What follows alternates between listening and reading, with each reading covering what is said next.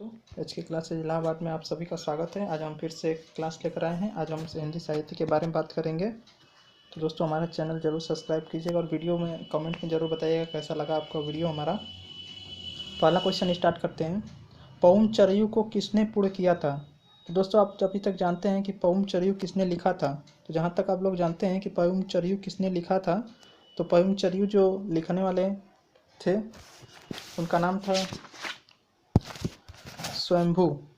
स्वयंभू ने पउम चरयू को लिखा था, लेकिन उन्हें पूरा नहीं कर पाए थे। उन्होंने 83 उसमें काव्य खंड ही लिख पाए थे कि उनकी मृत्यु हो गई थी, और उनको पूरा करने का काम किया था उनके पुत्र त्रिभुवन ने। ये उनके पुत्र थे जिन्होंने इसे पूरा किया था। दूसरा क्वेश्चन के बाद, अभिमान मेरु किसे कहा जाता है? अभिमान मेरु जो है पुष्य दंत को कहा जाता है दोस्तों। तीसरा क्वेश्चन, अभिमान मेरु के बाद पउम चरयू में कितने कांड हैं? पउम चरयू में कितने कांड बताए गए हैं? तो पउम चरयू में 5 कांड बताए गए हैं। आगे इनके कांड के बारे में बताएंगे कौन कौन सा कांड है। देखिए यहाँ पे आ गया है, पउम चरयू में कौन कौन से कांड है, इसमें से कौन सा कांड नहीं है पूछा है। तो विद्याधर कांड है, अयोध्या कांड है, सुंदर कांड भी है, एक है उत्तर कांड है दोस्तों, और दूसरा एक तो ये है, दूसरा अयोध्या कांड है, सुंदर कांड भी है और उत्तर कांड भी है। ये परशु कांड जो है ये इसमें नहीं आता है। अगला क्वेश्चन, पउम चरयू में कितनी संधियां हैं? अभी मैंने बताया था आपको दोस्तों कि जो 83 संधियां हैं ये स्वयंभू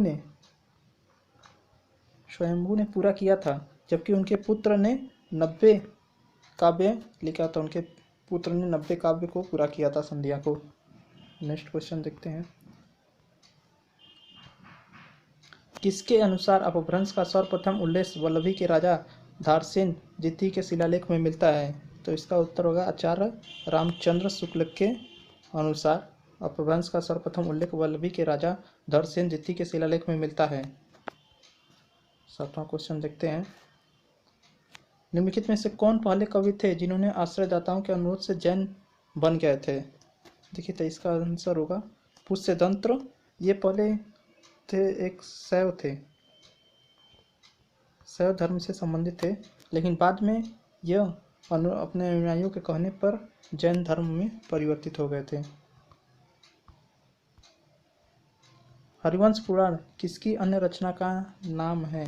तो हरिवंश पुराण जो है पउम चरयू, संदेश रासक, इन दोनों का नहीं है, विठल रिठनेमी चरयू की रचना है। पउम चरयू तो आप लोग जानते ही हैं, स्वयंभू की हो गई। संदेश रासक जो है ये अब्दुल रहमान की है। ठीक है, अब्दुल रहमान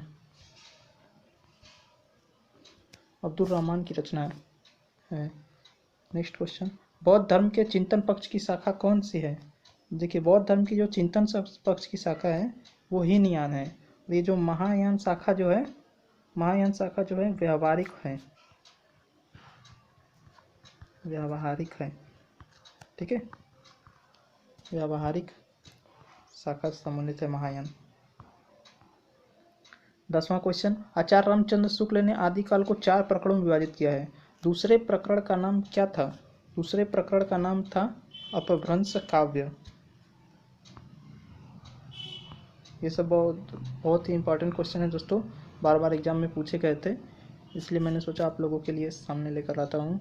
11वां क्वेश्चन, आचार्य रामचंद्र शुक्ल ने तीसरे प्रकरण का नाम क्या रखा था? देखिए दूसरे प्रकरण का नाम तो रखा था अपभ्रंश, और तीसरे का नाम रखा था वीर गाथा काल। तीसरे का नाम है वीर गाथा काल। आंसर सी होगा इसका। दोस्तों जब तक आप पढ़ेंगे नहीं तब तक आप पास नहीं हो पाएंगे, इसलिए आपको पढ़ना बहुत ही ज़रूरी है। तो ये सब क्वेश्चन जो एग्जाम में पूछे जाते हैं, इसीलिए मैंने उन सब क्वेश्चन को लेकर आता है। और दोस्तों कृपया ज़रूर शेयर और लाइक कर दीजिएगा, ताकि मेरा मनोबल भी बढ़ता रहे और मैं आके वीडियो बनाता रहूँ। 12वां क्वेश्चन देखते हैं, उस समय जैसे गाथा कहने से प्रकृति का बोध होता था, वैसे ही दोहा या दुहा कहने से अपभ्रंश या प्रचलित काव्य का कथन का अनुभव होता था। जैसे देखो पहले जब हम गाथा कहते थे, कोई गाथा कहते थे तो प्राकृतिक भाषा में बोलते थे। ठीक है, और जो दोहा होता था, ठीक है, अपभ्रंश या प्रचलित काव्य भाषा में कही जाती थी। ये किसने बताया था? तो ऐसे बताने वाले जो थे वो थे आचार्य रामचंद्र शुक्ल। आचार्य रामचंद्र शुक्ल ने बताया था ये दोस्तों। आप स्क्रीनशॉट भी इसका ले सकते हैं। आगे बात करते हैं 13वां क्वेश्चन। बालचंद बिचल भाई भाषा दिहु जो है ये दिहु नाही लगत सुजाना हास कथन किसका है? तो यह कथन जो है ये विद्यापति का कथन है। ये भी 2 बार एग्जाम में पूछा गया था।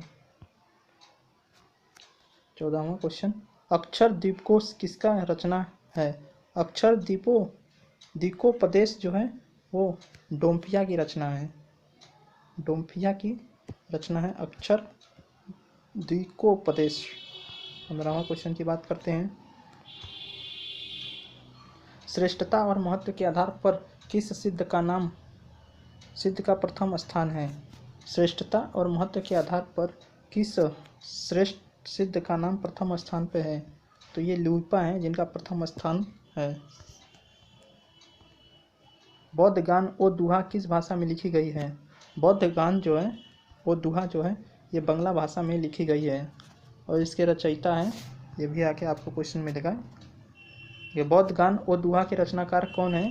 तो बौद्ध दुहा वो रचनाकार के रचयिता जो हैं वो हरप्रसाद शास्त्री, हरप्रसाद द्विवेदी, प्रबोध चंद्र बालाजी या रहमान, इसमें से कौन है? तो इसमें से हरप्रसाद शास्त्री। 17वां क्वेश्चन दोस्तों।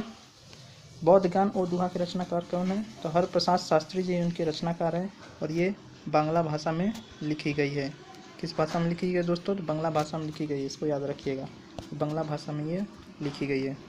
किस कवि को राहुल भद्र कहा जाता है? राहुल भद्र के नाम से सरहपा को जाना जाता था। सरहपा को राहुल भद्र भी कहा जाता था। दोहा कोश किसकी रचना है? दोहा कोश जो है ये सरहपा की रचना है। दोहा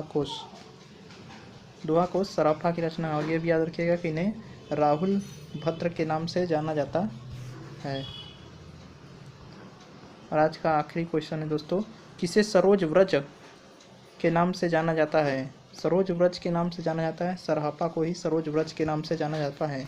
तो देखिए दोस्तों, सरोज व्रज के नाम से भी जाना जाता है, ठीक, और राहुल भद्र के नाम से भी जाना जाता है सरहपा को, और इन्होंने दोहा कोश की रचना की थी।